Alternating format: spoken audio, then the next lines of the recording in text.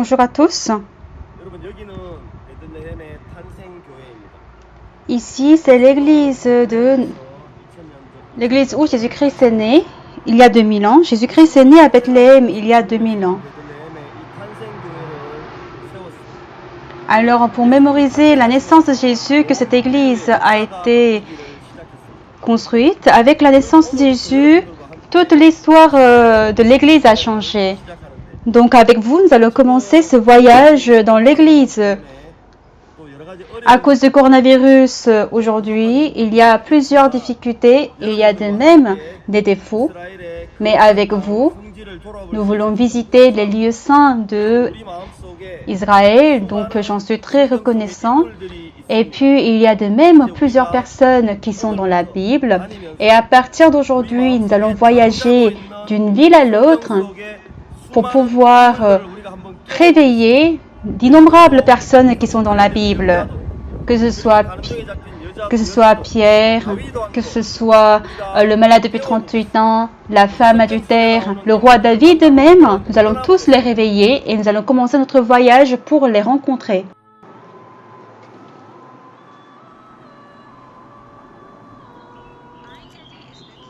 Alors, Engadi se trouve à l'est du désert des Juifs. Engadi, ça veut dire la fontaine de l'agneau. Alors nous connaissons cet endroit comme le lieu où David s'était caché pour s'abriter de l'attaque de Saül. Donc, dans la Bible de même, on peut lire dans Agar que mon bien-aimé est pour moi une grappe de Troyenne, des vignes d'Engadi. Et puis en hébreu, on dit Dodi pour dire la personne qu'on aime. Et puis le nom de David, ça signifie celui qu'on aime. Engadi se trouve dans la mer morte, dans le désert vaste des Juifs qui a comme végétation les arbres d'acacia et puis des cyprès. Et pendant une année, il y a toujours de l'eau qui descend de la chute et c'est très joli. Pendant qu'on marche en suivant la chute d'eau, nous allons voir que lorsque nous montons vers Engadi, c'est qu'on ne peut pas voir qu'est-ce qu'il y a dehors, mais à l'intérieur, on voit que c'est vraiment joli. Et lorsqu'on monte, on va également rencontrer la savane, qui est aussi l'un des 4 animaux qui est sage dans la Bible. Donc ici, c'est ce qui est appelé par la chute de David, là où David et ses hommes se sont reposés. Alors qu'est-ce qu'il y a en dessus de la chute? Il y a encore un autre désert qui y est. Alors ici, c'est la chute de David où le roi David est resté. Alors David, qui était chassé par Saül, il est monté dans la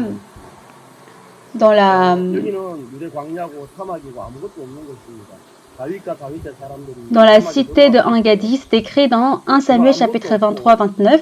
Donc ici c'est le désert et il n'y a rien de tout. Lorsque David et ses hommes sont arrivés ici, il n'y avait rien de tout et il semblait qu'il allait mourir. Mais Dieu a conduit David vers Engadi. Donc lorsque les gens ont suivi David, ils ont pensé qu'ils allaient se ruiner, ils allaient mourir. Mais Dieu a préparé Engadi pour le roi David. Lorsqu'il est entré, il y avait des fruits, il y avait à manger, il y avait même de l'ombre. Et Dieu avait préparé cet endroit pour qu'ils puissent s'abriter pendant l'été où la température monte jusqu'à 50 degrés. Et lorsque on est sous la chute d'eau, c'est comme si on est devant un clim étant tout mouillé. Donc là, on se sent comme si il fait très très frais. Lorsque Dieu a envoyé David dans le désert, il ne l'a pas juste envoyé comme ça, mais il a tout préparé afin que David puisse se reposer, puisse manger. Et c'est comme ça que Dieu l'a envoyé. Les hommes de Dieu ont suivi David, mais ils n'ont rien vu de tout. Mais lorsqu'ils sont arrivés, ils ont vu que Dieu avait tout préparé pour David. Dans 1 Guédi, ça c'est un oasis, c'est l'image de Jésus-Christ pour nous. Lorsque nous suivons le serviteur de Dieu et lorsque nous suivons l'homme de Dieu, il nous semble que nous allons nous ruiner et rien ne va marcher. Et nous disons aussi que Dieu ne va pas nous aider. Mais lorsque nous abandonnons nos pensées, que nous le suivons, et comme si Dieu avait tout préparé, et Engedi comme David, pour David, il avait tout préparé, de même, Dieu a préparé beaucoup de choses pour nous et c'est ce que nous allons rencontrer. À travers Engedi, c'est que Dieu qui a travaillé pour David, il est toujours en train de travailler pour nous et il a tout préparé différemment de nos pensées et tout comme il a conduit David vers le désert, il le conduit de même. Ici où le cœur de Dieu est caché, ici à Engedi, à travers la vie du roi David, nous pouvons découvrir le cœur de Dieu. Donc David il s'était enfui de Saül et il est allé dans la région de Engedi. Je ne sais pas exactement où est-ce qu'il était allé, mais il était dit qu'il entrait également dans les grottes. Et David, lorsqu'il était en difficulté, il récitait le livre, les psaumes, et c'est ce qu'on lit aussi dans la Bible. Qu'en pensez-vous de David? David, c'est le meilleur roi dans l'histoire d'Israël. Il a aussi tué Goliath. Shalom. David est plus grand que Salomon parce que David c'est le roi. Salomon c'est le fils. Le fils ne peut pas être meilleur que son père. Et Salomon, il a construit le temple. Parce que David, il a péché, donc Dieu a fait de lui... Dieu a empêché de construire le temple. En tant que juif, qu'en pensez-vous de David? Je pense que David est un héros. Il était sage, était un homme généreux. Et lequel est meilleur entre David et Salomon? Les deux sont meilleurs. Et si vous devez choisir entre les deux, je pense que David il est meilleur mais David il a péché et puis il ne pouvait pas construire le temple. Donc, mais David il a fait comme la parole de Dieu parce qu'il était juste. Moi je pense que Salomon est meilleur. David il était rouge et puis les juifs ils appellent les gens comme ça Djindi et puis ils disent que David était Djindi. Et tout comme on entend ici appeler le roi David, les gens qui ont le cœur envers le roi David, on peut voir qu'ils sont vraiment fiers de David. Nous allons chanter ensemble. David, il a vécu et il est toujours vivant.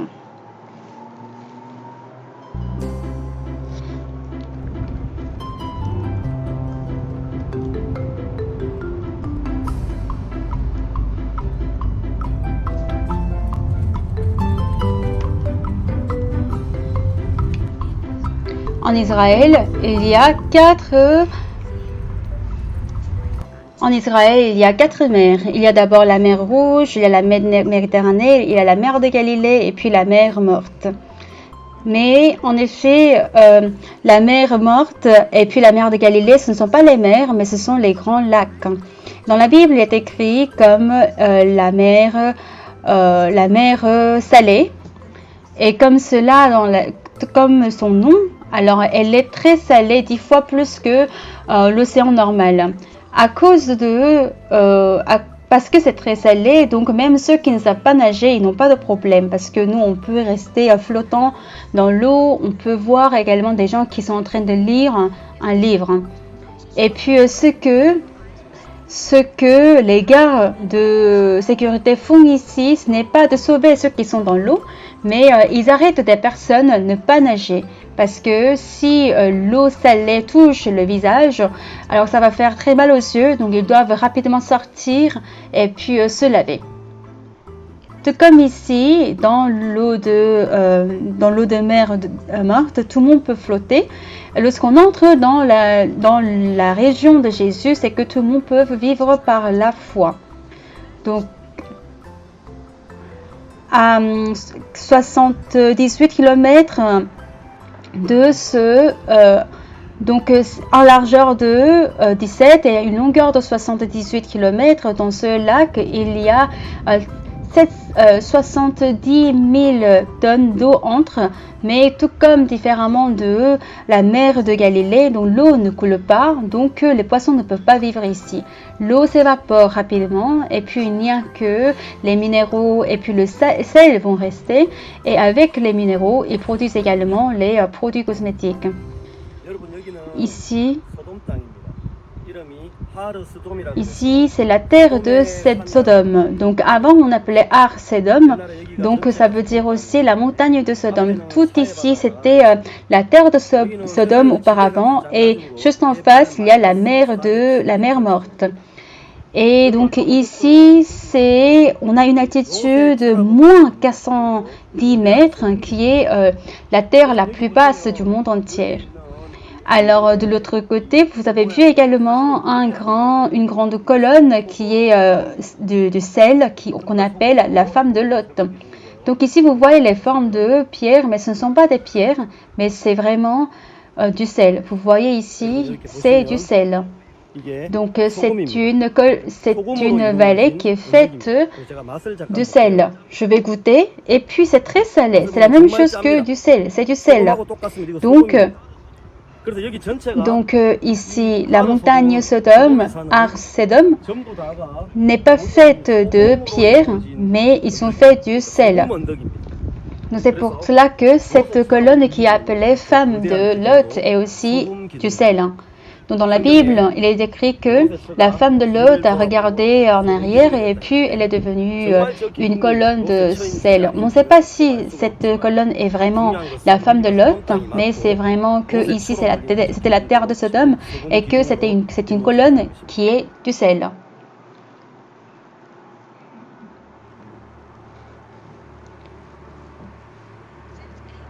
Depuis 2 siècles avant Jésus-Christ et jusqu'à ce que le temple de Jérusalem soit détruit par les Romains.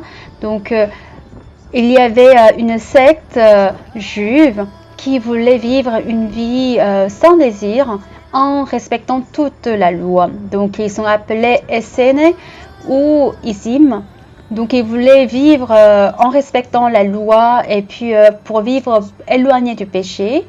Et ils voulaient obtenir la justice de Dieu. C'était des hommes juifs qui s'étaient décidés, c'était une nouvelle communauté.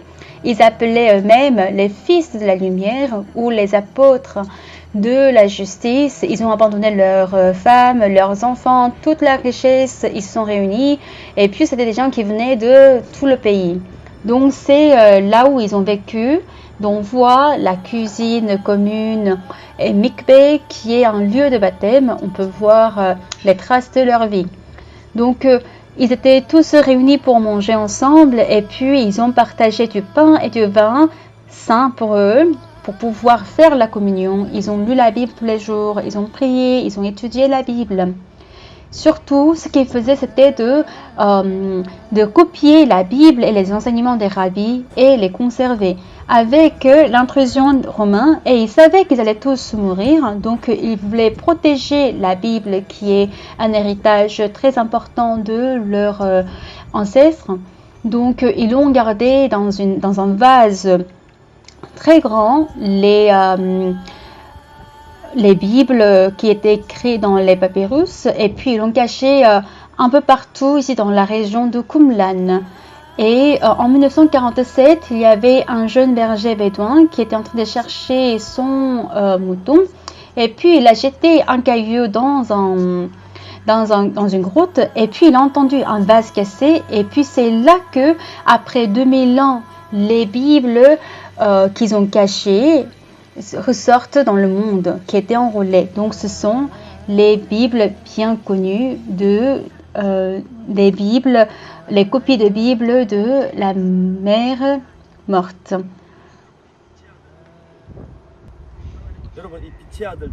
Et surtout que ce sont les enfants, ce sont les personnes qui habitaient à la même époque que Jésus-Christ, mais ils n'ont pas pu le rencontrer, c'est ce qui nous fait vraiment mal.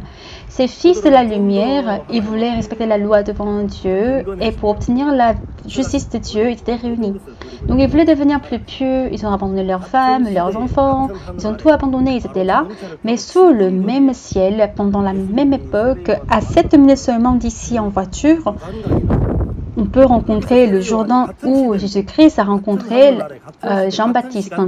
C'était la même époque que Jean-Baptiste. C'était vraiment la même époque. Ils ont vécu ensemble. Alors que Jean-Baptiste était en train de crier « Voici l'agneau de Dieu qui ôte le péché du monde ». Et c'était l'époque où Jésus-Christ a dit qu'il était convenable qu'on accomplisse toute justice. Mais ceux-là, ils ont vécu sans rapport avec Jésus ni avec l'apôtre Jean-Baptiste. Mais ils étaient juste réunis seuls, de manière pieuse. Ils voulaient obtenir la justice de Dieu. Ils voulaient vivre sans désir. Et cette réunion, cette assemblée était là. Ils étaient appelés les fils de la lumière. Ce sont eux qui sont appelés les fils de lumière. Et les Juifs qui les voyaient, ils se disaient aussi, on doit vivre comme eux, mais on ne peut pas. Et à chaque fois qu'ils le voyaient, ils avaient envie de vivre comme eux, mais ils étaient aussi accusés par leur confiance. Et on peut voir dans Luc chapitre 16, il est dit que les fils de cette génération sont plus sages que les fils de la lumière. Alors les fils, tout comme les fils de la lumière, plutôt que d'essayer de se rendre purs et s'assainir, ce qui est plus important, c'est que tout comme l'économe injuste a compris qu'il ne servait à rien, qu'il a changé son cœur, c'est que ça c'est plus sage. Plutôt que d'essayer de devenir juste par ses propres forces et obtenir la justice de Dieu, il faut plutôt abandonner son cœur, abandonner ses pensées et changer son propre cœur. C'est ce qui est plus sage devant Dieu. C'est ce que dit Jésus-Christ. Les fils de la lumière qui ont vécu la même époque que Jésus et Jean-Baptiste, mais ces gens-là étaient réunis entre eux et ils ont vécu sans rapport avec ni avec Jésus ni avec Jean-Baptiste. Ils étaient juste réunis entre eux et ils ont cherché la justice de Dieu et cette vie stupide que nous sommes en train de voir.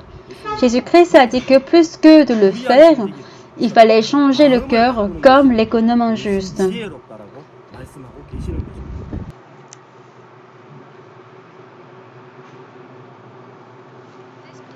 Cette place est appelée Qasr el-Yahoud, qui se trouve entre Jéricho et Béthanie. Et en arabe, ça veut dire un palais des Juifs. Alors, la source du Jourdain commence de la montagne Hermon. Hermon, à partir de la montagne Hermon, donc le courant d'eau fait de 250 km de longueur. Et lorsque nous l'étendons en une ligne directe, alors cela va faire 330 km. Alors au moment où Josué et son armée ont traversé le Jourdain, alors c'était un fleuve qui était très large que Dieu devait séparer. Mais aujourd'hui, il est devenu un fleuve tout petit qui ne fait que 30 à 70 mètres de large et 1 à 3 mètres de profondeur. Alors aujourd'hui, presque personne ne se noie dans l'eau. Alors que l'eau qui vient de la montagne Hermon est une eau très très pure, mais pendant qu'elle traverse le désert, l'eau devient est mélangée avec la bouée. Alors, lorsque nous écoutons la parole de Dieu qui est pure et nous mélangeons avec notre pensée, c'est que même dans le monde spirituel, l'eau devient bouée. Et nous connaissons cet endroit comme le Jourdain où Jésus-Christ a rencontré Jean-Baptiste et où il a reçu le baptême. C'est sous ce siècle, il y a 2000 ans, que Jean-Baptiste a rencontré Jésus-Christ. Et Jésus-Christ a demandé le baptême à Jean-Baptiste et il a dit que c'est ainsi qu'il est convenable que nous accomplissions toute justice. Alors pourquoi est-ce qu'il a dit qu'il est convenable d'accomplir toute justice? Accomplir justice, ça veut dire éteindre, faire disparaître tout péché. Jésus-Christ, à travers le baptême de Jean-Baptiste, il a porté tout le péché du monde. Il y a 2000 ans, sous ce ciel, Jésus-Christ a rencontré Jean-Baptiste et à travers le baptême de Jean-Baptiste que Jésus-Christ a porté tout le péché du monde. Et puis Jean-Baptiste, il a présenté Jésus-Christ au monde et il a dit « Trine sea Elohim hanose hatataolam ». Ça veut dire « Voici l'agneau de Dieu qui ôte le péché du monde ». C'est ce qu'il a dit. Dans la parole de Jean-Baptiste, il y avait l'évangile qui dit que il a porté tout le péché du monde. Et Jésus-Christ, à travers le baptême de Jean-Baptiste, il a porté le péché du monde entier et il était finalement crucifié sur la croix et devait mourir. Il y a 2000 ans, tous vos péchés est passé à Jésus-Christ à travers Jean-Baptiste.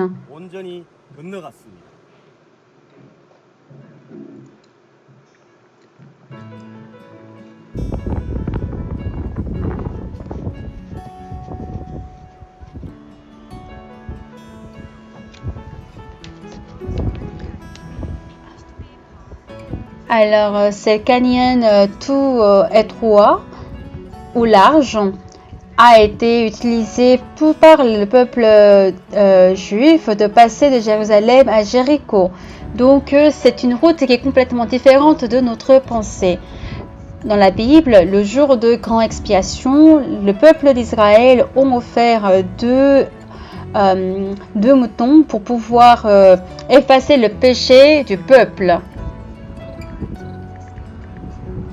Alors le premier bouc, il a été donné pour l'Éternel, le son est donné pour Azazel dans Lévite chapitre 16. Alors je vais essayer de poser la main. Alors Aaron, il a posé ses deux mains sur la tête du bouc pour que tout le péché du peuple d'Israël passe. C'est comme ça qu'il a posé la main. C'est comme ça qu'il a posé la main. C'est comme ça qu'on fait l'imposition des mains.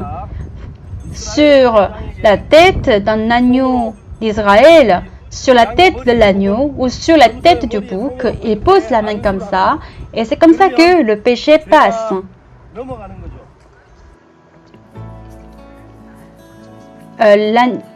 Le bouc pour l'Éternel signifie que lorsque Dieu voit le peuple d'Israël, leurs péchés sont effacés.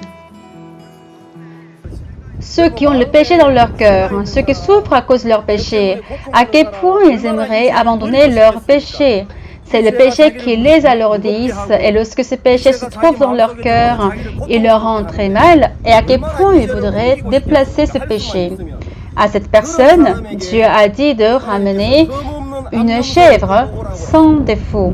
Alors ici, cet agneau, ce n'est pas vraiment une chèvre sans défaut, mais le jour de grande expiation, alors il fallait ramener deux boucs, un pour l'Éternel, l'autre pour Azazel. Et Aaron, il a dit qu'il a posé ses deux mains sur la tête, comme ça, sur un bouc qui vit vivant. Alors lorsqu'on pose la main comme ça, pour le sacrifice du péché de quelqu'un de peuple, tout le péché qui l'accablait et qui lui faisait du mal, le péché passe à ce bouc. C'est comme ça que cette personne est libérée de son péché et c'est le sacrifice qui prend le péché. Alors ici, ce qu'on peut voir dans ce sacrifice pour l'Éternel, c'est le sang. On peut voir que Dieu est en train de souligner le mot « le sang ». Alors ce que Dieu, il a insisté, le lieu pour l'Éternel, c'était le sang. Donc c'est pour cela que lorsqu'on lit l'histoire sur le bouc pour l'Éternel, on va voir que le sang est souligné. C'est-à-dire que Dieu demande le sang parce que Dieu, il prend le sang de sacrifice. Donc même si c'est une personne qui est très... qui a de la conscience et que c'est une personne qui est très bien, mais s'il ne présente pas le sang de sacrifice, Dieu ne pourra jamais recevoir. Donc le sang du sacrifice qui va payer pour tout péché, et lorsqu'il va mourir avec le sacrifice, cela signifie qu'il est mort avec le péché. C'est pour cela que Dieu demande le sang. Par exemple, quand je vais à la supérette pour payer, et puis le monsieur qui fait la garde, il me demande de montrer le reçu. Un jour, j'ai oublié où est-ce que j'ai déposé mon reçu. Je sais que j'ai payé, mais je ne me rendais pas compte et je ne savais plus où est-ce que j'avais déposé mon reçu. Et puis le monsieur me disait que je ne pouvais pas sortir sans le reçu, mais parce que le monsieur il disait qu'il ne savait pas si moi j'ai payé ou j'ai volé. Donc je lui ai dit que ah non, j'ai vraiment payé, je veux vraiment passer. Et puis le monsieur il ne m'a pas laissé passer. Donc j'ai fouillé même la poubelle et finalement j'ai retrouvé mon reçu et lorsque je lui ai montré, il m'a laissé passer. Dieu il est plus exact que ce monsieur qui fait la garde à la supérette et il est plus correct. Donc sans le reçu, il ne va jamais nous laisser passer. Donc ce reçu, c'est le sang du sacrifice. Avec le sang qui est versé, cela paie pour le péché et lorsque la victime meurt, et c'est ça qui fait la preuve de nos péchés qui sont effacés et il nous laissera passer. La Bible dit que la Bible dit que la vie de la chair se trouve dans le sang et le sang efface le péché. Tout comme cela, le sang de l'agneau pour l'Éternel efface ce que veut dire que le péché du peuple d'Israël a été effacé et cela veut dire que le péché qui a accablé le peuple d'Israël est mort. Donc c'est le sang qui représente le sang de Jésus-Christ et le sang de Jésus-Christ a effacé tous nos péchés qui nous accablaient, qui nous faisaient mal, qui nous donnaient des souffrances et le sang de Jésus-Christ prouve que tous nos péchés sont effacés.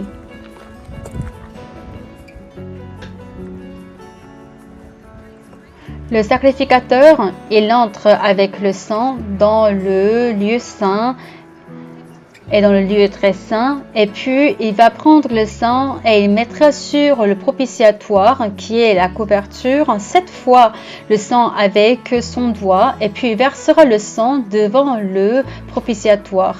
Cela veut dire que Dieu demande le sang du bouc qui est mort pour les péchés parce que c'est le sang qui montre que le péché est mort et a été jugé. Cela est une preuve comme un reçu.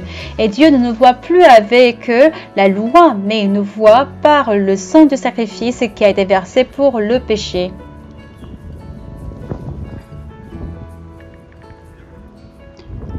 Alors ici, c'est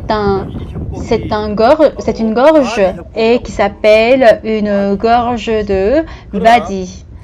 Mais pendant l'époque du temple de Salomon, ici c'était l'endroit où on avait amené le bouc pour le sacrifice de le grand expiation.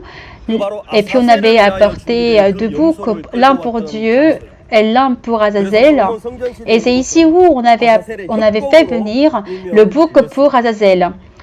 Donc pendant le temple de Salomon, alors c'est ici qu'on appelait ici la gorge d'Azazel. Donc bien sûr pendant le temps de Moïse, la gorge de Azazel n'était pas ici, mais c'était dans un autre désert, parce que Moïse n'était pas encore sur la terre de Canaan. Et dans la Bible dit que Aaron a posé les 2 mains sur la tête d'un bouc qui est vivant, et puis pour faire passer tout le péché du peuple d'Israël à la tête du bouc. Donc celui qui était chargé d'amener le bouc d'Azazel ici, donc il l'a ramené de Jérusalem jusqu'ici. Mais pourquoi est-ce qu'il devait venir jusqu'ici? C'est parce que le désert, c'est la demeure du diable. C'est le lieu où le diable existe. En fait, c'est significatif et que c'est comme ça que ça se voit. Vous voyez là où il y a l'antenne au fond, c'est ça, Jéricho. Lorsque vous passez cette montagne, vous allez voir la montagne de tentation de Jéricho qui est là. Jésus-Christ est venu au désert et il a été tenté par le diable. Et dans le désert, qui habite? C'est le diable Dieu qui habite ici. Et il y avait aussi les serviteurs de Dieu qui luttaient contre le diable. Le diable, en voyant le désert, il dit, regarde, il n'y a rien de tout ici, c'est tout sec, il n'y a rien de tout. Alors que les serviteurs de Dieu disent, non, Dieu fera du désert un jardin, c'est Dieu qui fera jaillir une fontaine ici. Jésus-Christ même, il a lutté contre le diable dans le désert et le désert est connu comme l'abri du diable.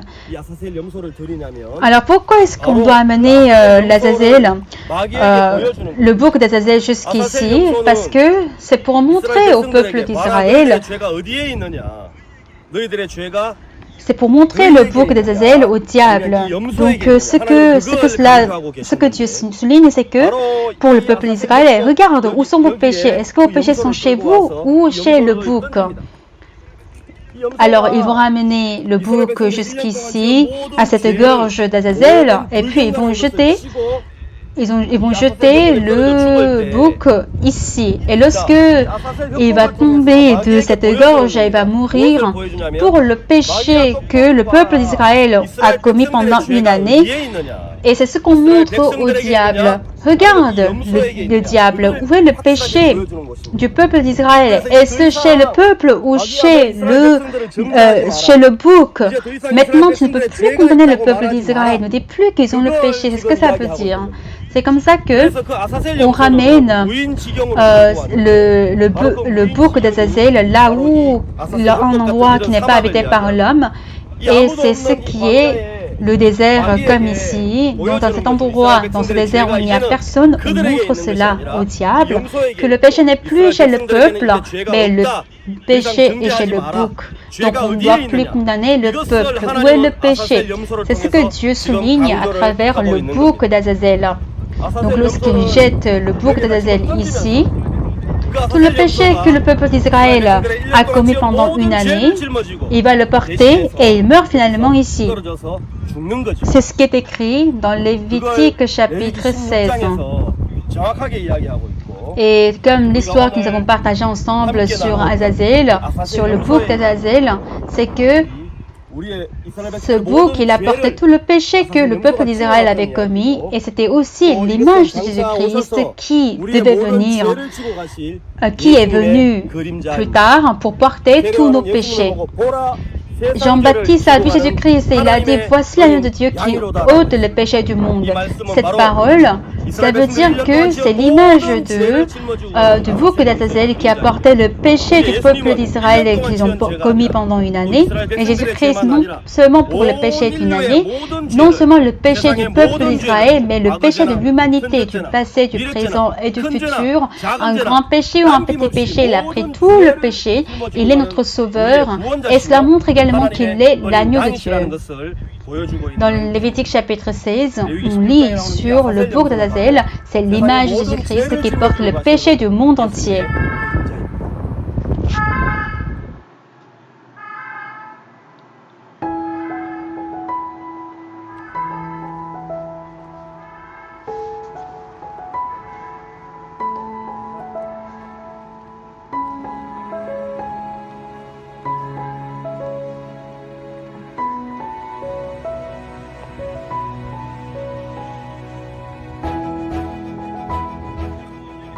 Bien-aimés, ici c'est Gilgal.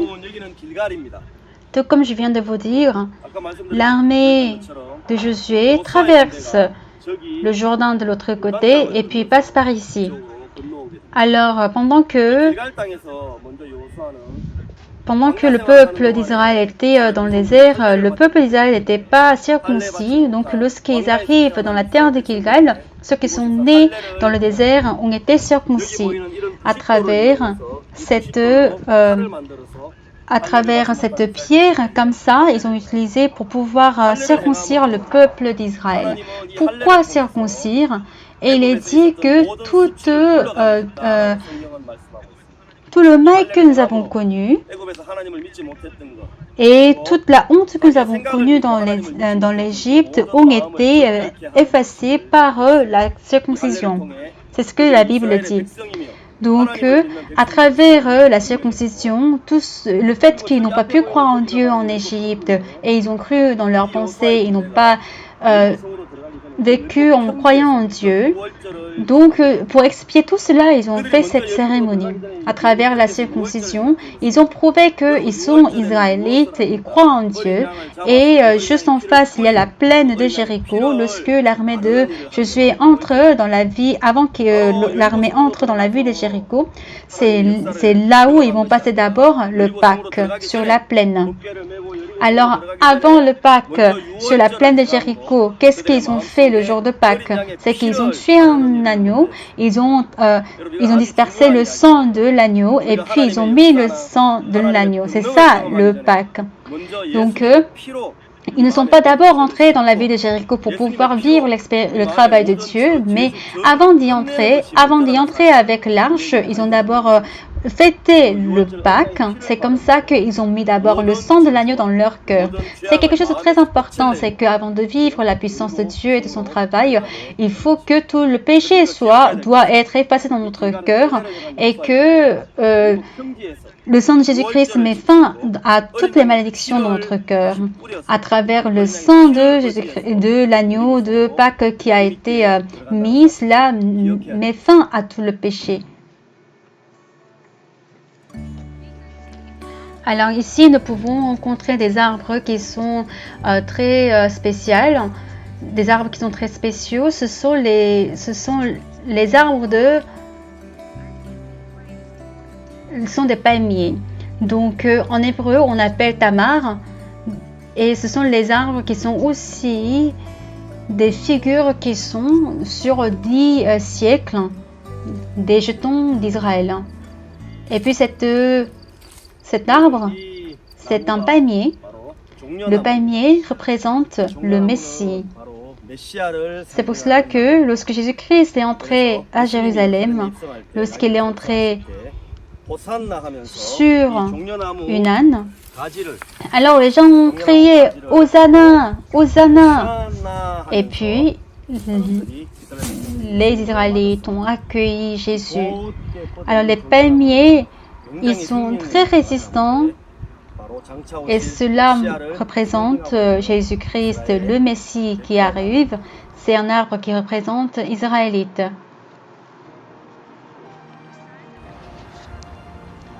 En face de la plaine de Sharon d'Israël et à la mer Méditerranée, il y a une ville portuaire qui a connu sa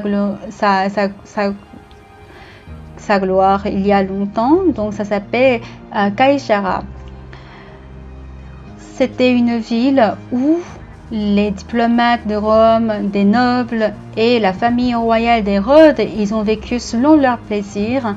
On voit ces traces, mais on voit aussi les traces de Philippe et l'apôtre Paul. Les grands serviteurs de Dieu ont été persécutés et ils ont témoigné le sang de Jésus. On voit de l'autre côté de la mer Méditerranée qu'il y a dans un port où Pierre était venu pour pouvoir apporter de l'évangile à Corneille de Joppa. Alors Hérode le premier, donc il a créé un grand port il crée le port en remplissant l'eau de mer. Et puis Hérode le premier, il a également créé une cité comme Masada et il est appelé également le roi de construction. Et jusqu'aujourd'hui, Israël gagne d'argent avec le tourisme, avec toute la création qu'il a faite. Hérode le premier, il avait 3 fils méchants, donc Hérode Antiphas, Hérode Philippe, Hérode Archéus. Donc, entre autres, Hérode Antipas qui a coupé la tête de Jean-Baptiste et le jour où Jésus-Christ a été arrêté, il rencontre de même Jésus. Hérode le premier, il était en effet un païen de la réunion des Idomées, mais il a changé de religion et puis il a été élu comme le roi des Juifs. Mais pour devenir le véritable roi, il devait résoudre 2 grands problèmes. Le premier, c'était d'être reconnu par l'empereur romain et puis être reconnu par les religieux juifs. Pour pouvoir être reconnu par l'empereur Rome. Donc il a tué tous les indépendantistes juifs qui sont contre le Rome, malgré ce sont eux qui l'ont choisi comme roi. Et puis ils ont créé cette ville portuaire de Caesarea pour pouvoir ouvrir la route de commerce à Rome, qui connaissait des difficultés financières et économiques. C'est à travers cela qu'il reçoit la reconnaissance impériale. Et là, il crée un petit Rome pour que les Romains qui passaient des jours moroses et nazes au milieu des Juifs puissent se faire du plaisir. Donc pour pouvoir ouvrir le cœur des Juifs qui demandaient toujours est-ce que le roi Hérode est le bon parce qu'il n'est pas juif, et il crée également le temple pour acheter leur cœur, et puis c'est comme ça qu'il gagne tout leur cœur. Donc aujourd'hui, il est devenu le roi des Juifs, et un jour, le jour où le temple était en train d'être construit dans la joie, il y a des gens qui viennent de l'Est posent la question: où est celui qui est né, le roi des Juifs? Alors là, le roi Hérode, il est fâché et puis il tue tous les enfants qui sont en dessous de 2 ans. Et on peut voir jusqu'à aujourd'hui à Caesarea toutes les marbres et les pierres qui sont venues de l'Europe entière, et les colonnes qui ont été faites, et il y a des colonnes qui viennent d'Égypte, et ici c'était le théâtre d'opéra. Donc quand on chante ici, même s'il n'y a pas de micro ni rien, on entend partout. Je vais chanter, vous allez voir si vous entendez de loin. Moi, je ne commets que des erreurs sans Jésus. Oh, sans Jésus, sans Jésus, comment je pourrais vivre?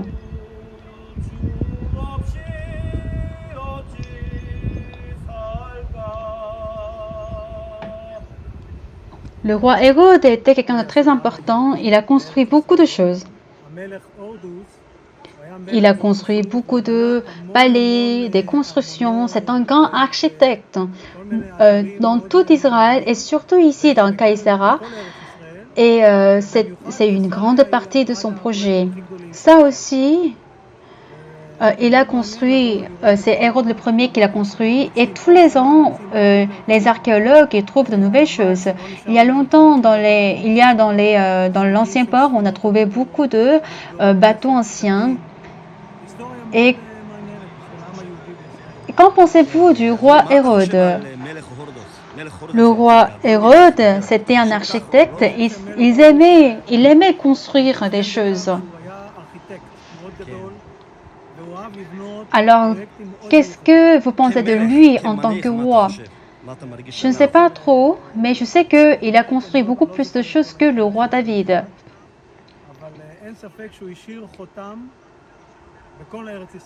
Parce que David, il a seulement construit la cité de David à Jérusalem, mais Hérode, il a laissé beaucoup de patrimoine et d'héritage, et il a construit beaucoup de choses. Donc ça, c'est le monument qui commémore Pilate le pont, mais c'est un faux, parce que le véritable, lui, il est dans le musée de Jérusalem. Pilate, il a vraiment aimé Caesarea. Alors ici, c'est la piscine artificielle du roi Hérode. Donc il a créé le canal artificiel pour pouvoir créer une piscine, et il a fait venir l'eau qui n'est pas salée, et puis regarder l'eau de mer pour pouvoir nager. Donc ici, c'est l'entrée du stade où on faisait des courses à voiture. Et puis vous voyez que c'est les toilettes. Et puis en bas, il y a de l'eau qui coule, et il fallait mouiller l'éponge pour pouvoir se laver. On peut dire que ça, c'est le bidet romain. Et là, il y avait beaucoup d'esclaves. Ils avaient peur de mourir dans cette course. Dans cette course. et puis de chars, et puis ils ont avalé les ponts, et puis ils sont morts. Donc la famille de Hérode, ils ont ouvert cette course de chars très souvent, et tous les 5 ans, et beaucoup sont morts. Alors en pensant à la course de chars de Ben-Hur, moi je vais courir. Donc ça c'était le centre de shopping du temps de Caesarea. Tout comme faisaient les Romains, donc Caesarea a ouvert un centre commercial ici, et puis à partir du bain public et tout, pour que les gens puissent s'amuser. Et on peut voir également le mosaïque du sol. Et puis à partir d'ici, de ce côté, on voit que par là c'est le temps de la famille Hérode, et de l'autre côté c'était le temps de la croisade et puis Osman turc. Et seulement avec cette courte rue, il y a une histoire de 1000 ans qui passe. Et puis on voit que Caesarea, que Hérode l'a construit, a été connu comme une grande ville portuaire avec Alexandria d'Égypte et Antioche de Syrie et de Pyrrhecum d'Athènes. Et on voit ici comment il y a une ligne distante entre le plaisir de la chair et la vérité de l'évangile. Bien sûr, les serviteurs de Dieu, ils auraient vécu dans l'endroit qui est différent de là où les nobles de Rome ont vécu. L'apôtre Paul, il était de retour de son voyage missionnaire, et il est resté ici chez le diacre Philippe de Caesarea. Et puis, il y avait les fidèles qui le persuadaient de ne pas aller à Jérusalem parce qu'il y a une troupe qui voulait tuer Paul. Et il disait que moi je ne vais pas seulement être lié, mais je vais aussi mourir à Jérusalem pour le nom de mon Seigneur Jésus. Alors que ce soit Pierre, Philippe, l'apôtre Paul qui était venu pour prêcher l'évangile, on voit que toute histoire se trouve dans cette pièce de jetons. On voit toute histoire sous le ciel de Caesarea.